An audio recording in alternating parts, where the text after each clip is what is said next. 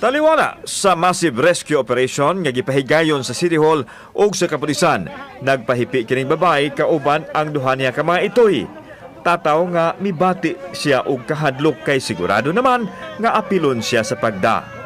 Wala na siya kapugong sa gibati diha gisawayana og kuha ang iyang mga itoy aron i-impound. Gigakos niya kini nga sama gyud sa mga bata o gihilakan kay dili siya gustong mahimulag kanila.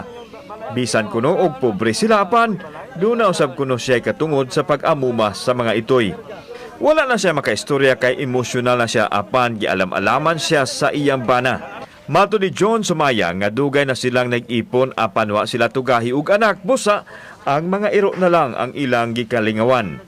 Ang mga dagko nahabilin sa karsada ug ang mga itoy ra ang ilang nabitbit. Hinungdan nga gikaguol sa iyang asawang si John Ari ang nabiyaan nga giisip nilang suod sa ilang kinabuhi. Dugay mo nagtipon na sir. Ha? Dugay mo nagtipon. So, pila mo ka to ika Ay, 2006 pa. 2006, di ba mo yun mag-anak? Wala.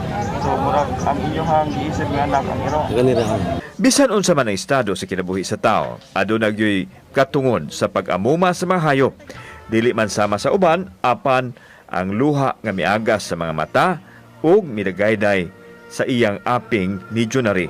Nagpakita lang sa koneksyon sa tao ug sa hayop nga labaw pa sa higala.